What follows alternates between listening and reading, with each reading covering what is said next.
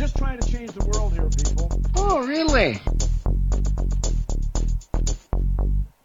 The Facebooking and the tweeting and the Instagramming, all that would not exist without our understanding of science. It's amazing how you do that as an insult. You mean true for you is different from true for anybody else? Yeah, absolutely, because I can't prove either got to be true or not. I can't, no.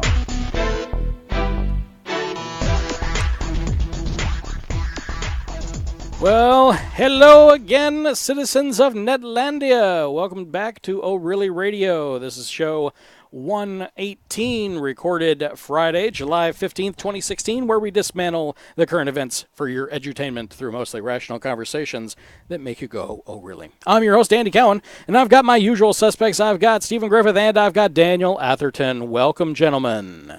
It is so good to be back. It is good to have you back. Back For from both halves this time. Back from your drudgery. Drudgery. So, we will not have Mr. Fred Sims as he has fallen ill. He did not feel well at all. He tried and said, no, I'm done. No, So. we know what it actually is. He's out there doing Pokemon catching. I mean, let's be honest. I'm not going to lie. There might be some of that going on too, but I think mostly he's gone to sleep.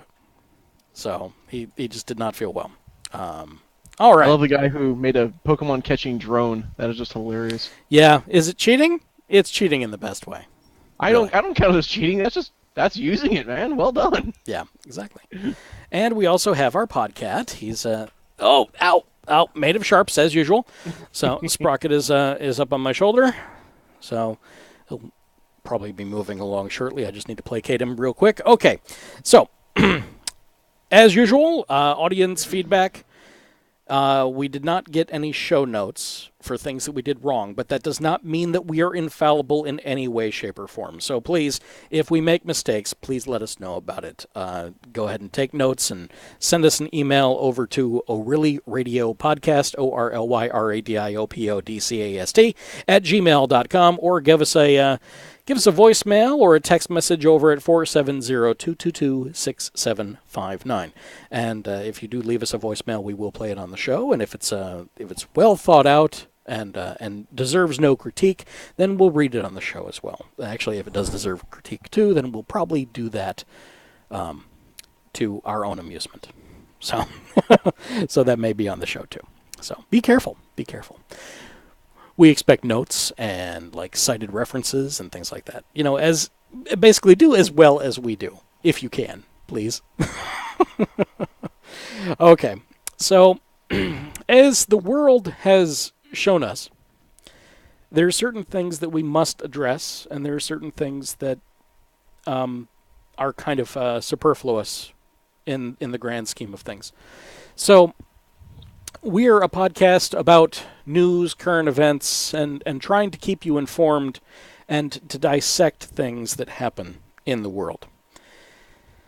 I'll say is the world needs to slow the frick down. There are big things that have been happening. And too many things at once. I've been trying to break the show into two to kind of lighten the load a little bit. And at this point, some of the things that just simply deserve their own category and don't fit in any of the other subcategories because they take too long to unpack. They're taking over. They're absolutely taking over. So the first half of the show, as for the time being, because this show continues to evolve, we change our format because we are not entitled by anyone else to maintain the same kind of show all the time. So what we'll do is the first part of the show will be unpack it if you have to. Whatever it happens to be, the potpourri, the news, the big news of the day that cannot be avoided.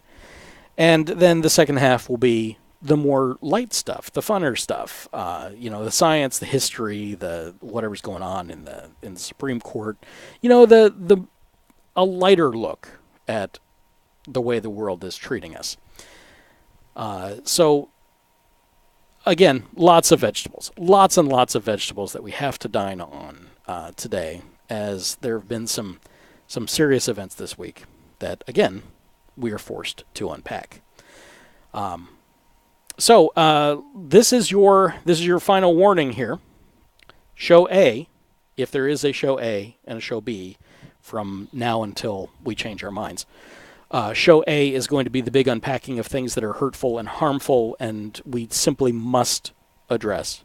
Hopefully there might be a good thing in there or two that, it's so good that we have to talk about it.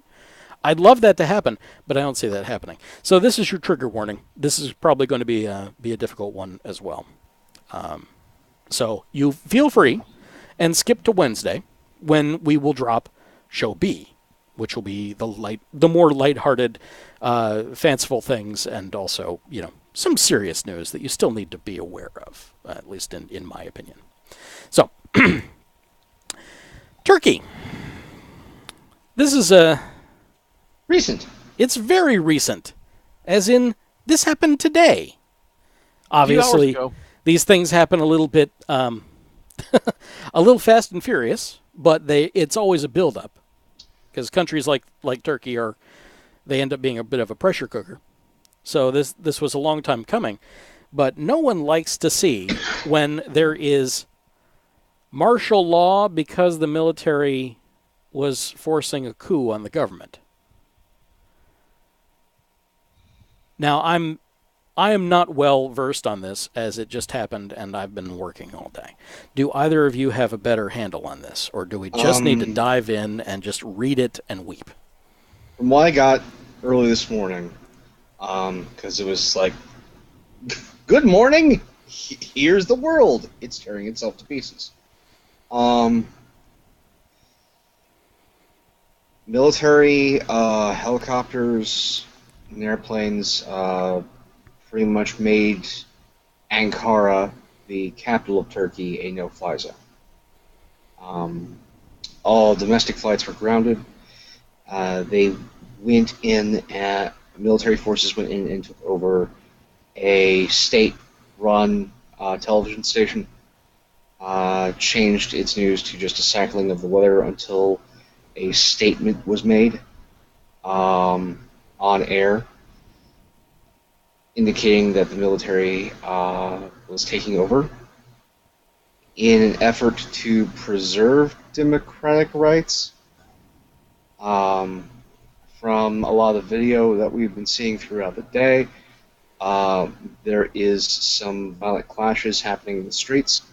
We do know that there has been gunfire. There is military vehicles choking off strategic points within the capital city, holding bridges that connect the two sides, essentially, of the city.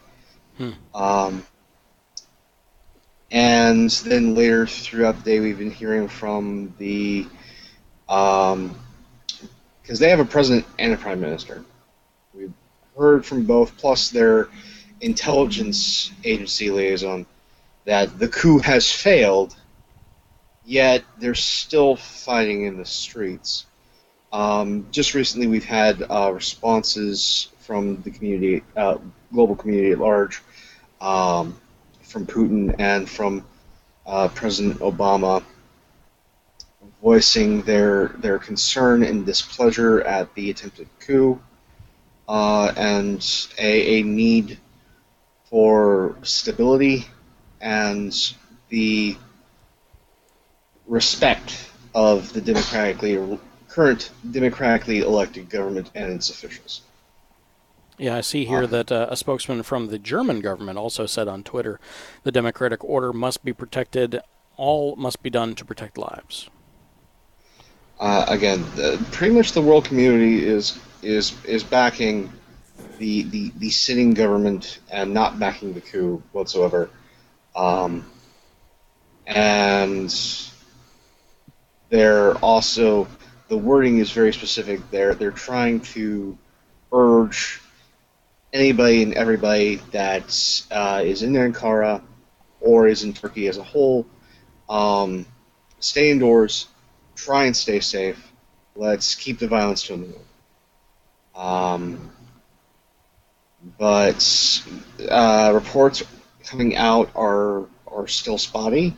We've gotten a lot of phone camera video coming to be myriad of news outlets globally.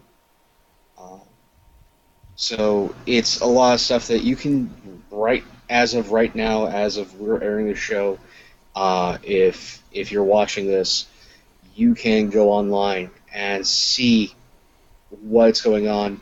I know CNN, Daily Mail, BBC. We're getting updates hourly as to what's going on. Not only that, but Facebook Live is also showing people broadcasting amidst the turmoil in Ankara and Istanbul, and also even President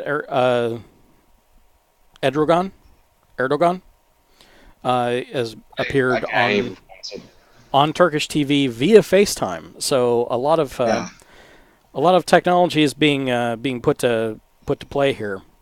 Also, to give some background, the president of Turkey is not very popular with his people. He has done a lot to curtail public dissent, especially aimed towards him, or any insults aimed towards him. He is using the laws of the land to prosecute those people. Beyond that, actually looking recent update, almost a live update from Telegraph about this. One of the things they're showing is they believe it was a former British politician, Liberal Democrat leader Lord Menzies Campbell. He told the Press Association it should come as a little surprise that the army, which sees itself as the proud guardian of the secular tradition in Turkey, has responded to President Erdogan in this way. Because, again, people now are going to start looking at how Turkish laws get passed and what's going on there. And over the past number of years, we've seen a very slow but methodical shift to a much more religious style of law and country, along the lines of a lot of the other theocracies that are in the area in Turkey. Which, the funny thing is, for people out there who don't know about Turkish history, Turkey was the head of the Ottoman Empire. That's where it was located. Its power spread out, but that was where the base of it was. Mm-hmm. Well, Ataturk, the guy who founded Turkey after the fall of the Ottoman Empire, said, yeah, this religious stuff doesn't work. Yeah, we're all proud Muslims, but screw this religious stuff. We're being secular, and in fact enforced that via gun and executions, and created a rather progressive secular state in the middle of very theocratic regimes. His stuff has, over the last 20, 30 years, been being rolled back, and it's becoming much more religious rather than a secular nation. Which is definitely going to destabilize the country, as we see here. Now, I found it interesting, that this article out here on The Independent was saying about Turkey's involvement with NATO, and how nothing in NATO's founding 1949 Washington Treaty says anything about intervening in the international or political affairs of an alliance member. And Turkey kept its NATO membership following past military coups. How many military coups has Turkey had since 1949? That I don't know. I can tell you this. In the press release made by the military, it was. I found it interesting that it keenly noted that all current treaties would be honored, and all foreign treaties would be honored by the military government. You know what? Ask and you shall receive. I just plugged in how many coups has Turkey had, and out on Quartz with QZ.com. A brief history of recent military coups in Turkey. Wow. It's an amazing place. Yeah. Well, somebody has asked the same question, basically, and then answered it. May 27th, 1960, coup took place at a monument when the ruling party, breaking away from the strict rules imposed by Ataturk, began to allow religious practices, including the opening of hundreds of mosques permitting prayers in Arabic. March 12, 1971, tensions within different sides of Turkey's political spectrum and economic stagnation led military government General Mendum a name with lots of different characters that are not English, so I'm not even going to pronounce it, to initiate what is known as a coup by memorandum. Rather than a straight-out military intervention, he gave then Prime Minister Suleiman Demirel an ultimatum demanding, quote, the formation within the context of democratic principles of a strong and credible government which will neutralize the current anarchical situation. Wow. Again, that's the thing. The military. The military is secular. Is very secular. Ataturk because Ataturk was a general. Yeah. He was a hardcore military commander. That wasn't his original name, by the way. A little bit of trivia there. But he created an incredibly progressive, very secular state. And as we've seen in a lot of places, you see this. I hate to say it, but you have these people who believe utterly that they have to reestablish the old empire. They have to establish the old caliphate. Well, they're following the religious, doctrine. They have to do that. We see It's this also country Christian extremists. Mm-hmm. It's the same thing. Yeah. Insert religion here. I don't care which one it is. True. We also no, there were two more. profession.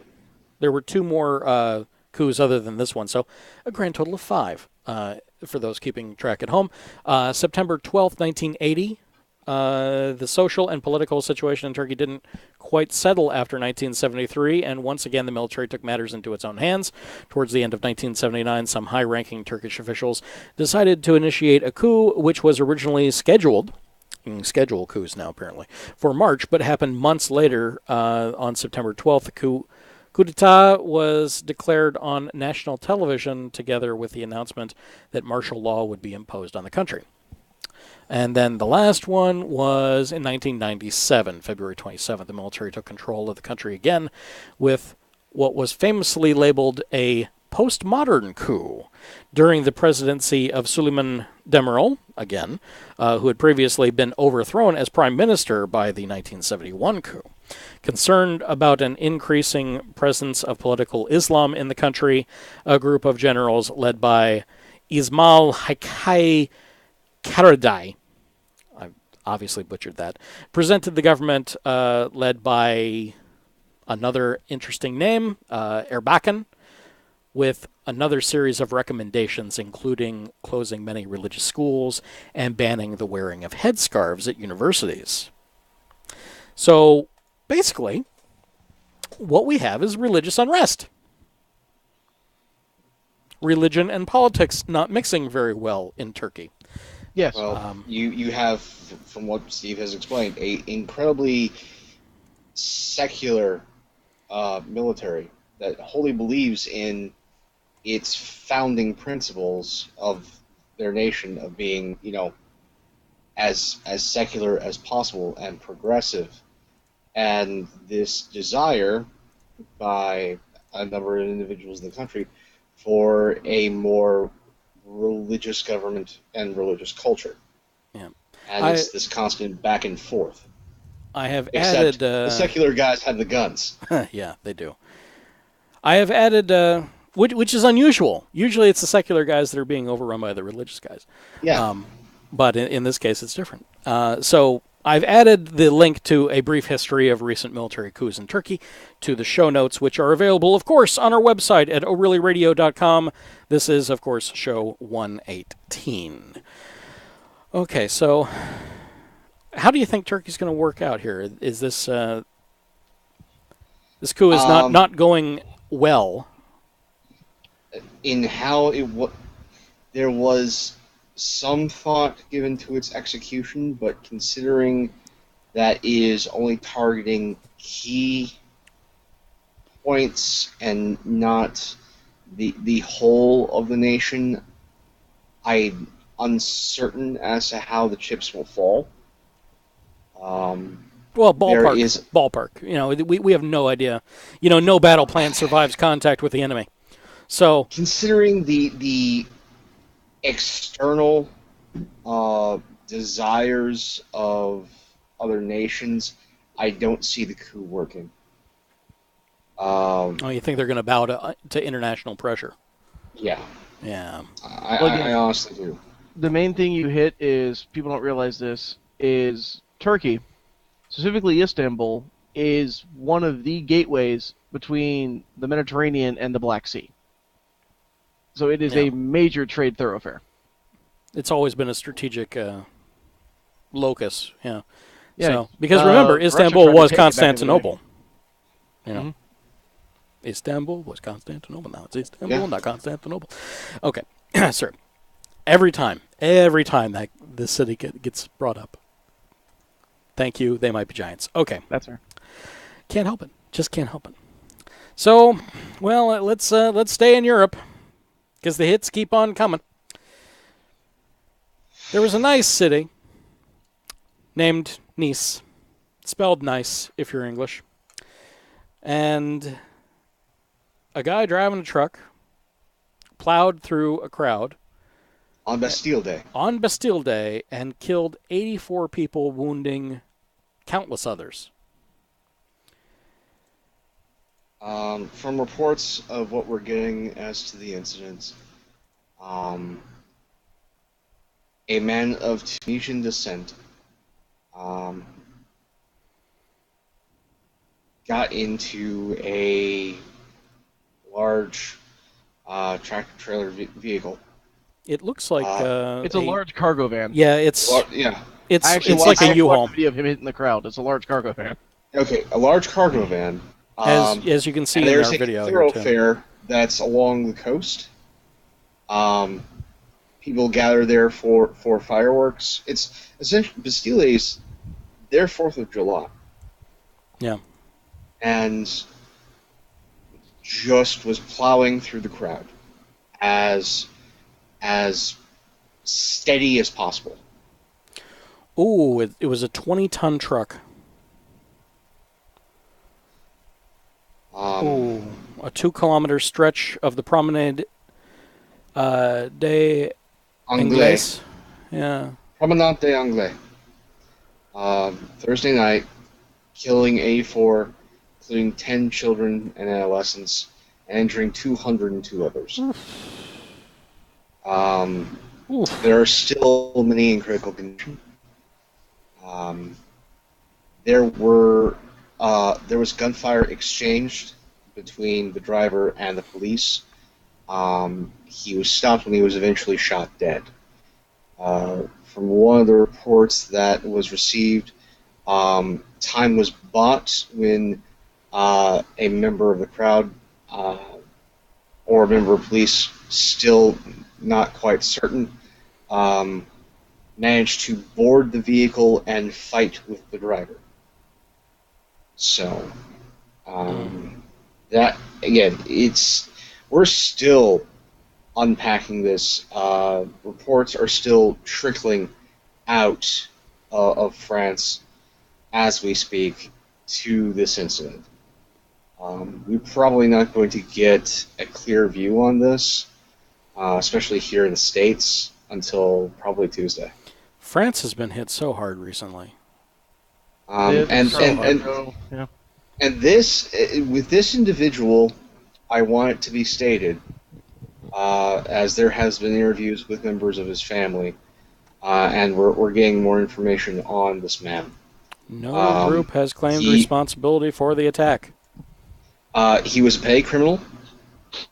He was a spousal abuser. He drank. He smoked hash. He was not a Muslim. And not a Muslim, but beyond that, yeah, no group affiliations.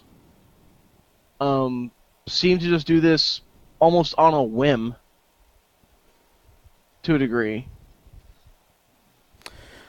The attacker's father, I'm not even going to justify his name, who also lives in Tunisia, has revealed that his son showed signs of mental health issues, having had multiple nervous breakdowns and volatile behavior.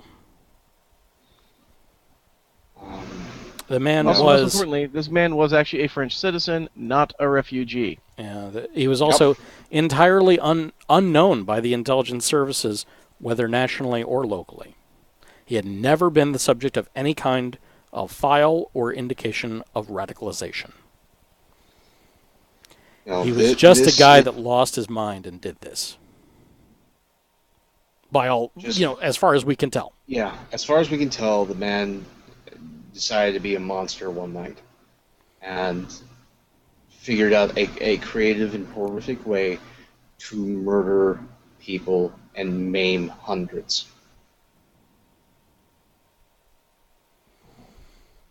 The attack began at about 10:45 p.m., driving the truck into people.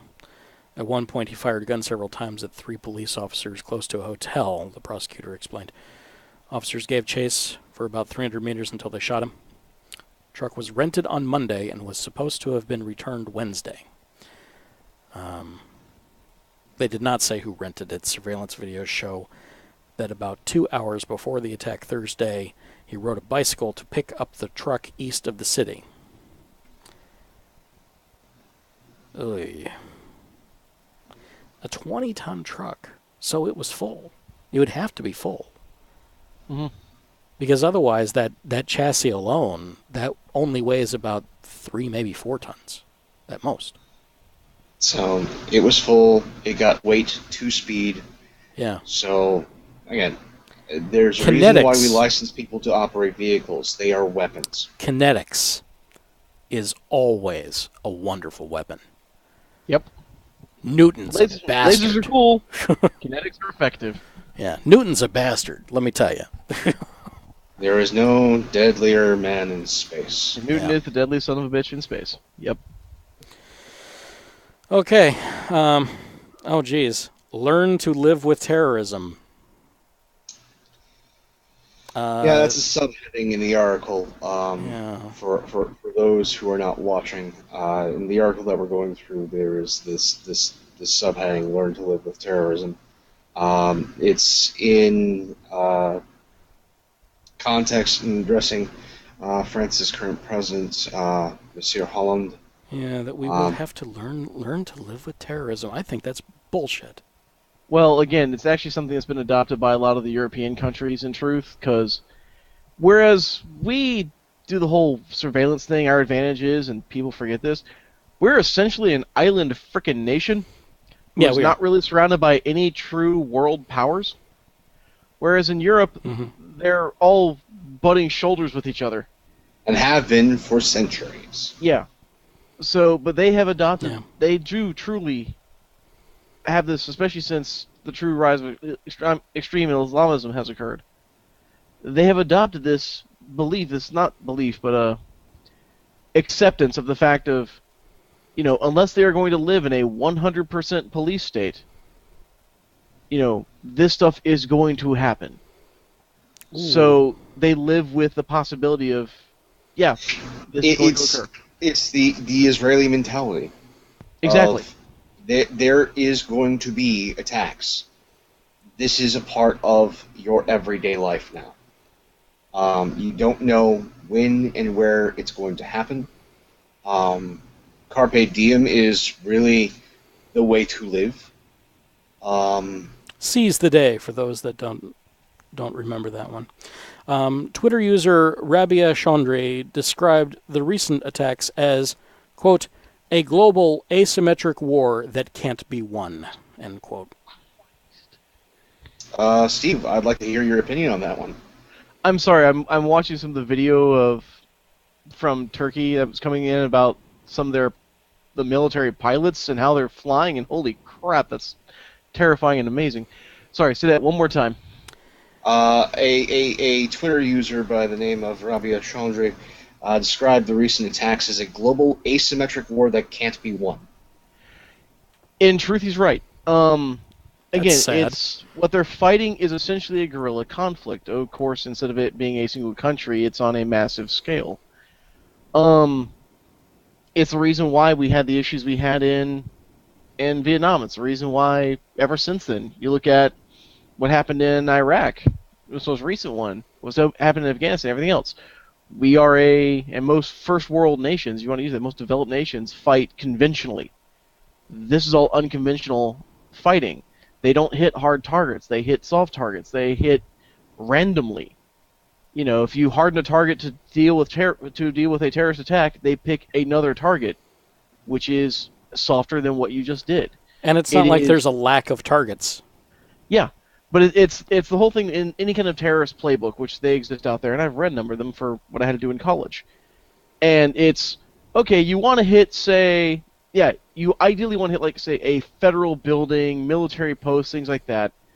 Okay, like what happened actually after Beirut and such in the 1980s. They hit a military barracks. Immediately after that, you had massive concrete posts and retractable barriers being put in place to keep the ability of a car loaded with bombs to be able to drive straight into a military base. They would hit that and be stuck way out away from where their target would be. So after that, things started picking up different targets. You start seeing civilians being hit. It's also about body count. Back in the day, and also a lot of it has to do with government type. Back in the day, you wanted to kill a leader, this particular person, because you had the king who was leading everything, or you had the main advisor. You had so few people who were actually in charge and in power. Nowadays, world. But it's also a large amount of power concentrated on smaller and smaller groups of people. Nowadays, with more democratic-style governments, who's in control, who's in power? Well, in truth, it's the people. I go back to the Spanish train bombing way back in the day, not way back in the day, but about 10 years ago, I think, where it was near their election time, and the conservative government which was very hard line, and was said, okay, they're going to come in, no problem, everything else. Several Islamic extremists killed hundreds of people, but blew up a train line. Yeah. And almost within a week, when the elections took place, every single hardline conservative lost. A liberal socialist government was put in place almost immediately. Now, what do you think about this one? CNN terrorism analyst Paul Cruikshank said, "No country in the Western world is threatened more by jihadists and terrorism than France. This is a big step back here. They're absolutely exhausted after a year and a half of intense efforts to try and protect this country. The painful reality here is that if it wasn't going to be on this promenade, it would have been any other promenade." I can agree with that, actually, as well. France is a very central location. They still have a lot of bad blood dealing with what happened with Algiers. Once again, getting back into history. Look that up. It's a fascinating story. Everything is history in Europe. Okay? Yes. Everything is history in Everything Europe. is history in Europe. There's the law and memories there. Yeah. But they also they were the true modern democracy, you could say. Even we got a lot of our views and things from them, from the whole French Revolution and everything that led up to that. And for the longest time, the language of diplomacy was French. Yes. Yeah. And it is they are a target because of how open, accepting, and even that's not necessarily a great way to put it, because that's almost saying anti-immigration stance is the way to go. But they also... Yeah. America moves big. When we move hard. France, the way they move is the way a lot of the other European powers move when it comes to military, is very small. Small teams, very quick, very precise strikes, like what occurred in Mali, which France was dealing with that. Also, Germany, which is the economic power, isn't seen necessarily as the political power when it comes to the European Union. They have a lot of they have a lot of power, true, but France is still that ideologue, that great glorious flag you hail up. Yeah, they're the butt of a lot of jokes, but still, when it comes to it, a cultural center of Europe. they also still have nukes. People forget this. Yeah, France is a nuclear power. And good. They also, like Britain, are ones that fabricate and export military goods. Yeah. I remember in the 90s them priding themselves on their military helicopters. Well, France was also one of the makers of the Joint Strike Fighter for NATO. Mm-hmm. So they are a military target. And again, going to history, there are a lot of different immigrant groups within France. And a lot of people who are fleeing Africa, Middle East, or were just looking for a better life, immigrated to France. And France has had struggles more recently being a cultural melting pot than in its past. And it's very recent that there has been sort of internal social strife based on its different immigrant communities. And it's really only started up since 2000. Oh, geez. Here's another view of the truck. Yeah. That's the video I actually watched. That is, it's still only a 2-axle vehicle, so it's not an articulated lorry. It is a single vehicle. But basically, around here, it's the biggest thing that you can possibly get that only has 2 axles. Yeah. It's bigger than the biggest thing you can get at U-Haul, typically. And it is, Yeah. for our Florida listeners and watchers, this is something you would see as an All My Sons transport and delivery truck. Maybe a bit bigger. Yeah, it's one of those blunt nose cabs where the windshield and the hood are all in one. So it's compact in that way. Kind of, I've seen a lot of Penske moving trucks that look like it. Obviously, they've got different varieties over there in France. But this is terrifying, and it's nothing. There's no sentiment other than kill. Actually, the thing for me that gets me is it's the effectiveness of this is what gets me. Is I'm seeing now with all this coming out, with what just happened with this, organizations who want to cause a bigger shock do the same thing. Essentially, you have Islamists who will get these trucks and then just drive them into crowds on holidays, but they will also have people who are rigged so that the truck gets stopped in the middle of the crowd, and then it at least the cab blows out. A dead man switch kind of thing. Or again, just simply a suicide belt. We saw how kind of damage they can do in the airport. Yeah. Yeah. The terrorist attack in Turkey, which may or may not have contributed to the coup. It could have been related. It's hard to tell. I'm sure it is related in a way. There's so many different. I guess the term would be cells of terrorism, and also just dissidents, those that simply disagree terribly with whatever's going on in the government, the way they're handling anything, and with the way the economy has gone across the globe, a lot of people have lost their livelihoods and feel helpless. Yeah, the funny thing is that I would almost want to go back to the old 1980s and 70s, the Marxist terrorist groups, because those are political groups that you can actually rationally have a conversation with and might be able to actually bring in from the apolitical process to the political process, which is actually what happened with some of the groups in Colombia. And say, no, we don't necessarily like you. Yeah, you've done these things, but here, we're actually going to accept some of your things. Yeah, we're going to bring you in, because once they are part of the structure, once they're part of the man, then they now have something to lose as well with other further attacks occurring. When it comes to religious extremism, as we've seen, there most times isn't rationalization there. It's my way or death to everything. There's not a dialogue. There's just ultimatums. Yeah. Well, as grim as all that is, we need to move on. Yes, let's do so. So, let's go over to the UK. They've got a new Prime Minister. About time. Only took them a long while. However... Not long at all, actually. Yeah, it was fairly quick. Part of the controversy with the new Prime Minister is that in the past, when things just switched, she was one of the loudest to complain that there wasn't an open election for the government could possibly change.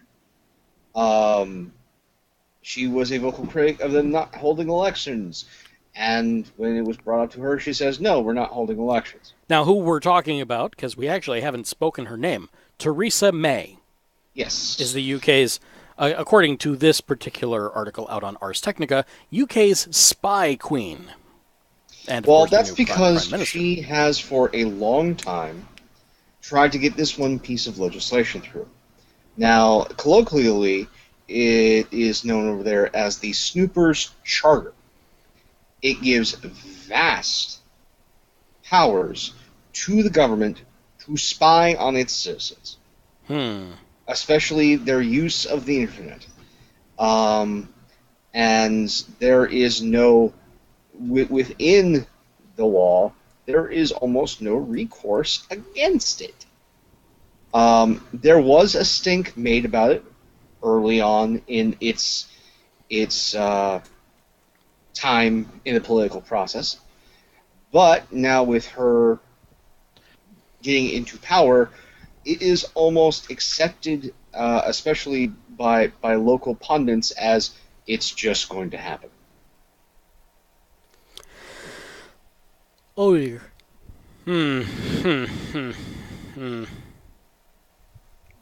Okay. So, this is right on the heels of the United States having the whole PRISM scare and all the Edward Snowden documents and all of that, you know, with our own NSA. So so she's been in the game for quite some time. She's been in the know, yeah. She has been a part of the political process within the UK for quite some time. And she has been trying to get this Snoopers Charter onto the books for 6 years. Now, the Snoopers Charter, I believe, is also known as the Investigatory Powers Act. Yeah. So that may be how some people, including myself, have actually heard of it. I did not know it was the Snoopers Charter. I believe that's more of a colloquial reference down there. So, yes. Other things to be of note on top of this dark, shadowy high, we're going to set up Big Brother in the UK. She's been waiting. She's been waiting since '97 to be PM. Mm-hmm. Jeez. Yeah. Talk about biding her time. Well, career politicians. Yeah. Look at our senators here in the U.S. Once you're established, it's almost impossible to get those people out. Same over there. But, yeah, as almost a giant middle finger to everyone, anywhere and everywhere, she appointed Boris Johnson as her foreign minister within her cabinet. Other thing to note is that she sacked Michael Gove, one of the other pushers for Brexit and the man who many attribute to sabotaging Boris Johnson's ascent to PM. She sacked him from his position within the previous administration's cabinet, which is well within her right, but not commonly done. Interesting.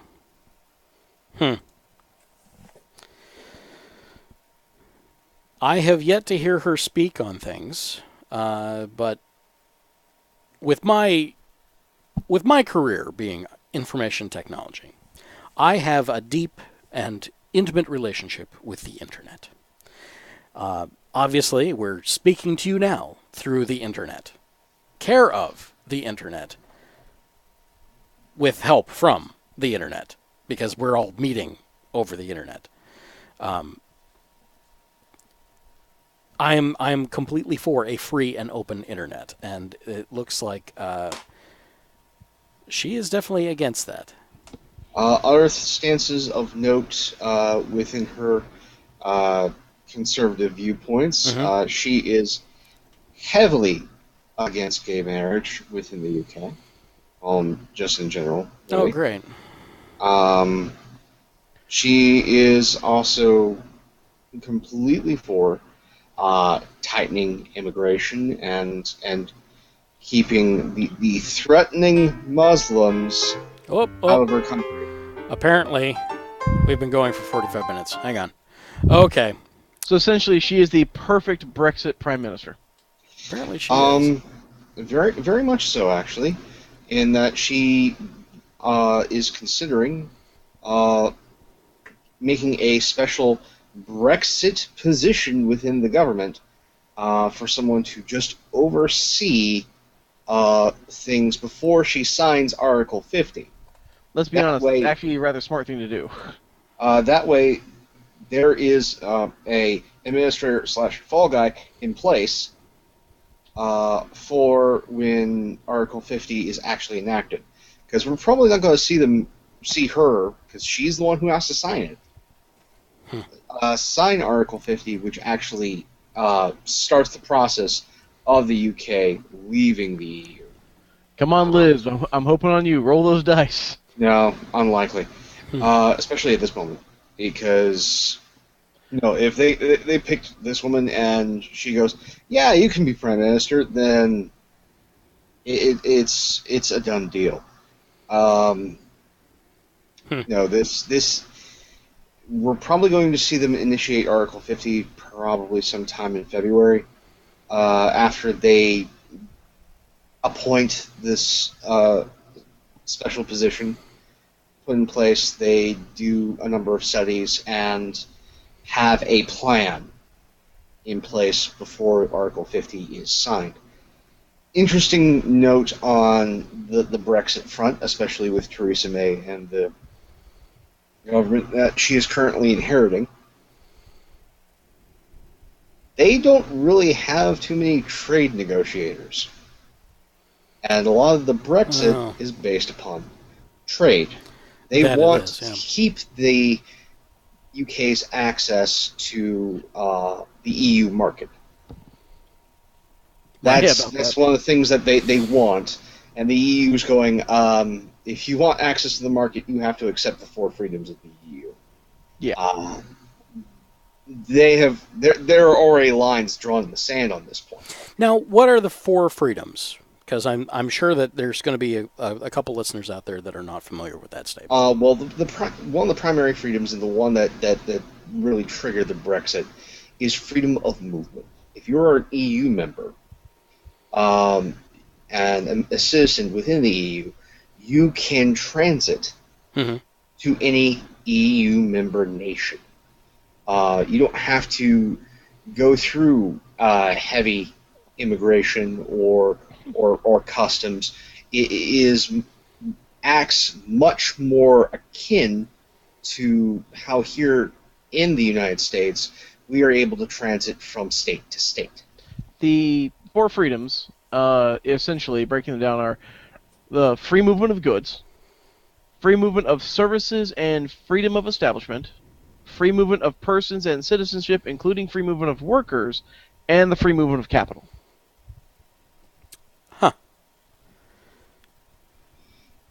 Going to the free movement of capital, another one of the things that has come out, one of the major banks within UK, based in London, that handles a lot of EU business, is looking to get out of London. London is actually, having visited there, a major banking and financial institution within the whole of Europe. And a lot of that is seated in London. The city of London proper is split up between historic London and financial London. Yeah. Then you have the surrounding sprawl. But financial London is huge. A lot of your fancier, more modern architecture is there. That's where the money sits. And moneyed interest is now interested in leaving London. That's bad. And this is something that those who were pushing for the Brexit said would not happen. But as we've seen, almost everything the people who were pushing for the Brexit said were if not just slight bendings of the truth, out and out lies. Yeah, they blew it. No. Oh no, they succeeded gloriously. I know, in a but wonderful propaganda campaign. I was impressed Yeah. with how stupid the voters in Britain were. A lot of it, and this is both part of the beauty and the horror of how British parliamentary government works, which is they are quick in getting their votes done. They don't give you a lot of time to sit and process and suss things out. Their windows for elections or referendums is very, very small. It makes it so that there's not a lot of money that can be thrown into the political machine. That's a giant positive. Also, their elections are publicly funded. Big positive.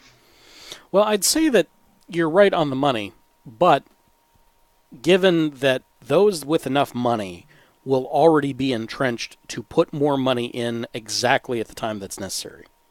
Well, like those people on eBay that snipe that auction right out from underneath you? Yeah, they're already geared for that. Well, it's less so within the election cycle for Parliament. However, referendums take longer time. Also, in how media now works, that is a big change, and that's been changing the face of the UK's government and how things work.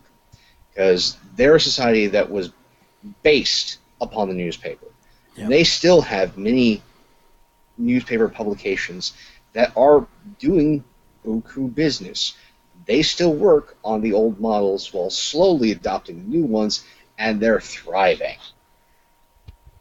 But with the modern age and TV coverage being a big part of daily life there, and now the internet, things are able to bombard the public as opposed to being they were a traditional reading public where you would sit down with multiple papers and get multiple viewpoints. Yeah. Now it's turn on the telly and you're not going to change the station, so it's going to be the same thing you see over and over and over again. Well, they do have far fewer channels. Yeah. And many of them are BBC One, BBC Two, BBC Three, BBC Four, BBC Five, ITV, Sky News, which is literally Grand. There are there are a number of channels, but those who control them have tightened up. Just like Viacom here gobbling everything it can. Yeah. You have the people who are pulling the strings. There are fewer of those, and it's really affected the referendum. It also affects their current government. The swing towards conservatism after Labour's long 90s hold on the government, though I think that's partly due to the war in Iraq and Labour supporting the war in Iraq. Now Labour is just fractured and is shifting swiftly to the left. But since Labour failed the nation, it has swept to the conservative right. And the Tories are in place, and we're probably going to see a Tory government for a while, and it's probably going to be as bad, if not worse, than the Thatcher years. So that's going to be great for all those people who are wealthy, but for your common folk who voted for this referendum, by the way, they're screwed. So in typical conservative fashion, they have convinced people to vote against their own self-interest. Yes. In droves. Wales is, to put in no uncertain terms, screwed. The EU helped prop up many of Welsh cities that were hurting. There were millions and millions of euros being funneled into those cities. That those programs, the money that was there funding them, is going to dry up overnight. There is no money to give to those cities for their public works to maintain what the EU has been doing, and those improvements are going to quickly backslide, and Wales is going to be hurting like it hasn't hurt since the 80s. Look at Northern Ireland. Again, the interesting conversation that's coming out with Northern Ireland. Northern Ireland wanted to stay, for the most part, within the EU because they understood their interests. And now we're seeing a small but loud movement within actual Ireland going, okay, it's time to take little brother back. Yes, they're a debtor state, but we'll take the debt and we'll unify, and as a unified Ireland, we will join the EU wholly. We'll break the UK and join the EU. Yep. Gotcha. And that's something to keep an eye on, even though the noisy thing that's happening on that front is Scotland, which those waters keep getting muddier and muddier and muddier, because Scotland, how it's what we're hearing now, wants to simultaneously stay a member of the United Kingdom, but also still have EU member status. They want their cake and to eat it too. Yes. How can they do that? Well, how can they do this? Well, Scotland's been given a lot of interesting powers over the past 3 decades. They have their own parliament. Yeah. They have their kind of their own prime minister, which is just referred to instead of prime minister, first minister. And they hold a lot of political power internally, even though they're part of the UK.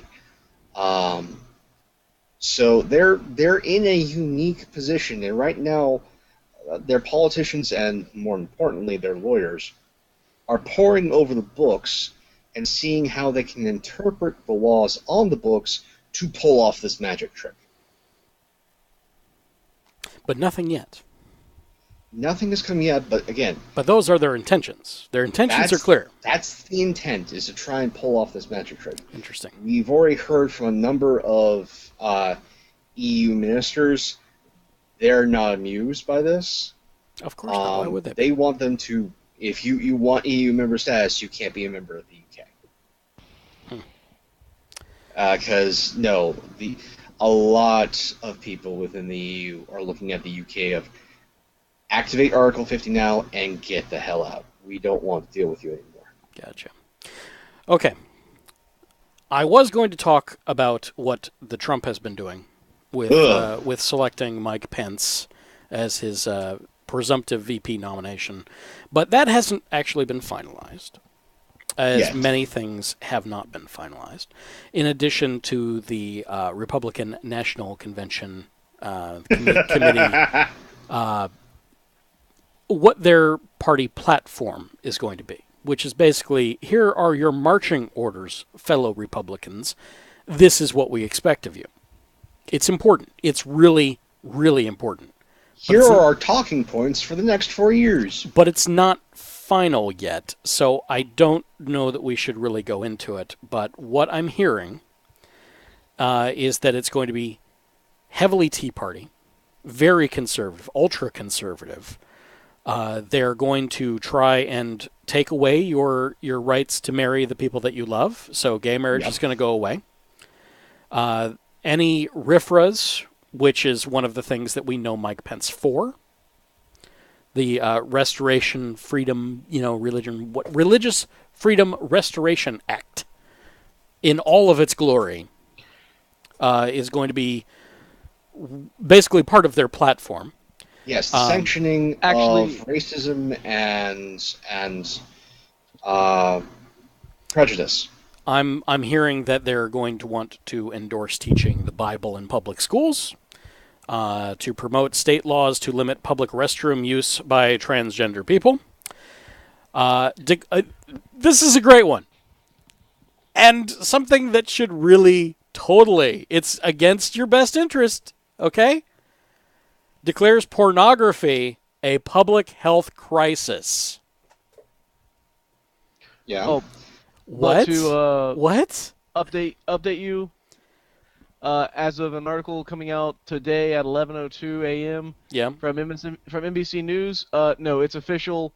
Mike Pence is Donald Trump's running mate. An actual tweet from Donald Trump. I am pleased to announce that I have chosen Governor Mike Pence as my vice presidential running mate. News conference tomorrow at 11 a.m. Okay, so from the Trump. Yeah, from real Donald Okay. Trump. Yeah. Well, I don't believe anything he says anyway. It's all just ideas. Remember, it's all just But he has the best ideas. He has the best ideas. He's very smart. He has a good brain. Oh yes, the best brain. The best brain. They also have, states that children with same-sex parents are more likely to become drug addicts. So they're going to attack anything that is not their 1950s nuclear family. Which, as never we've actually actually found out, that the nuclear family didn't exist. It the way never that they existed. It never existed. This is just an ideal. This is the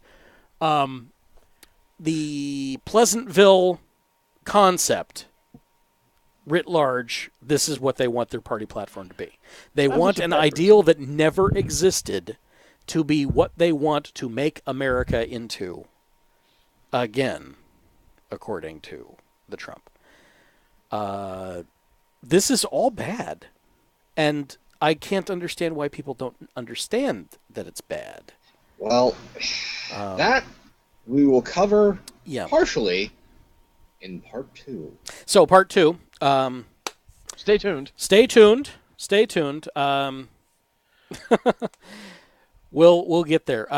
But just as a little aperitif, rumors that are coming out of the DNC party platform. They're advocating for reform of the criminal justice system. So these are the influences that Bernie has actually had on Hillary, basically.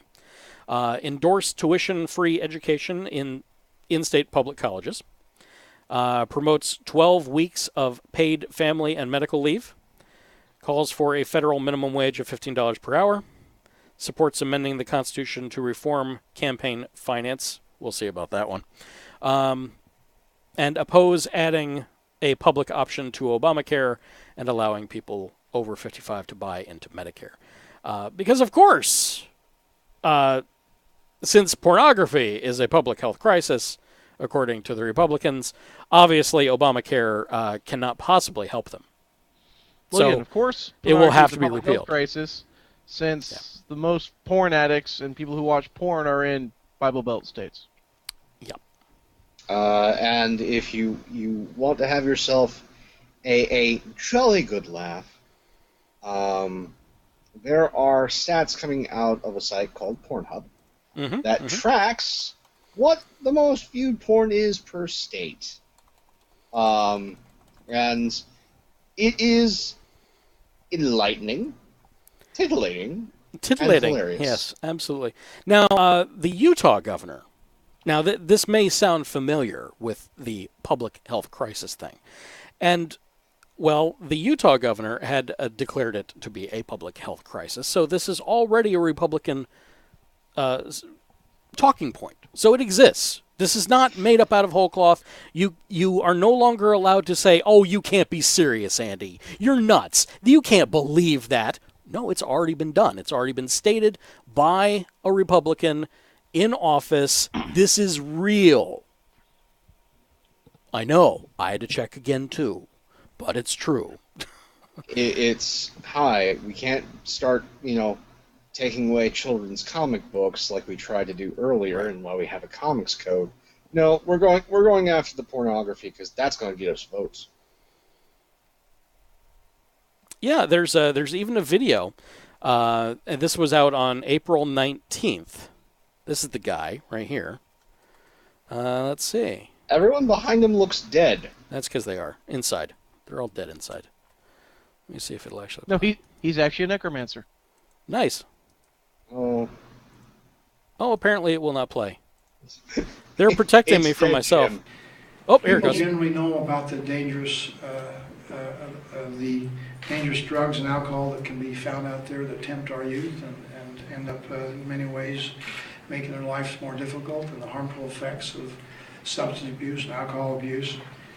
But we also want our young people to know that there's particularly psychological and physiological detriment that comes from addiction to pornography too. And this is a fight I believe that we can win. It's certainly a fight we ought to have. And certainly the intent here is to raise awareness and understanding about the addictive nature of pornography and the harmful effects that it has on individuals and families and society generally. So pornography thrives in secrecy. We all know those places where people can view pornography in kind of a quiet, That's right. We all know. place. We all know. Sometimes people suffer Especially in his silence. wife. We don't want that to happen anymore. We will start with open, candid discussions about these dangers and bring it to light. And hopefully people will join us in this effort as we have additional research and study, and again, trying to help protect our society, and particularly our young people. Well, again, he's right about one small thing. Yes, there is a small subset of people who do get addicted to porn. This is a known thing. It's just like the same small set of people get addicted to like World of Warcraft or any online game or anything like that. It's the same thing. It's not addicted to the thing. It's addicted to escapism. Yeah. That's not the same thing as being addicted to the thing. It's No, the but behavior. the addictive nature of porn. It's a behavior of escaping into a world where things feel better. Again, there are certain people who Yeah. have a predisposition to addiction. Doesn't matter Yeah. what it is. Well, no, I say that because there's an awful lot of studies that say there's no such thing as porn addiction as well. And there's no such thing as sexual addiction.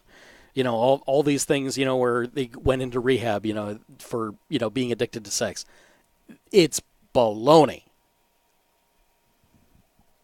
But it made for a great headline. And they went and they did their thing, and they got out of it, or whatever. It's just a giant excuse, at least as far as I can tell. There's a great podcast I highly recommend you listening to called Secular Sexuality with Dr. Darrell Ray. Yeah, he's got some very interesting opinions, and boy, are you going to learn a thing or two by listening to that podcast. So I definitely recommend that if you dare.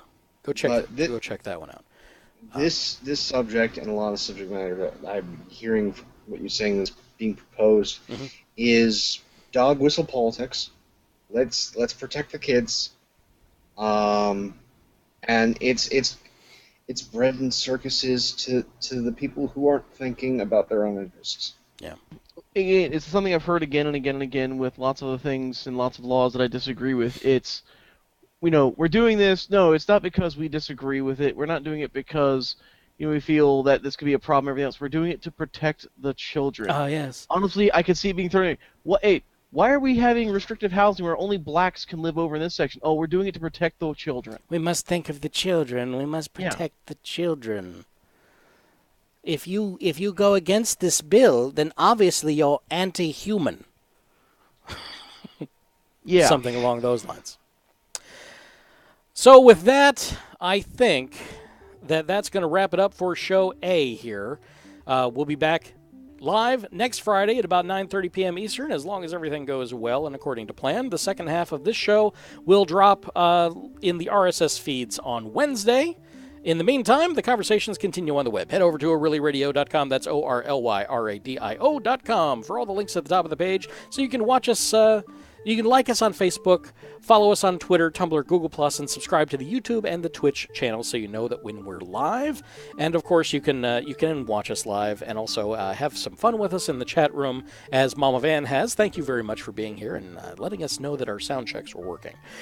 You can do that directly from either the Twitch page or from our own webpage where we have embeds. If you've stuck around this long, thank you, for one. And two, if you have a few dollars to spare, if you can contribute to the Patreon, that would be fantastic. You'll get early access to the show as soon as I have it edited. I'll post it to our Patreon followers, and you can get to that link by following the Patreon link on our webpage or going directly over to patreon.com, patreon.com/ORLYRADIO. You can also make a one-time donation or recurring donations. It all depends on up to you via the donate button on the webpage. But, if you can't fit us into the rainy day funds, I totally understand. But how about you do us a solid and you leave us a review and, of course, share the show with a friend, get other eyeballs and ears listening and watching us and participating in the show to make it better every single week. Also, we sometimes we lose our minds. It's too complicated. The world is getting to us. So sometimes we'll miss a big story, and we could use your help.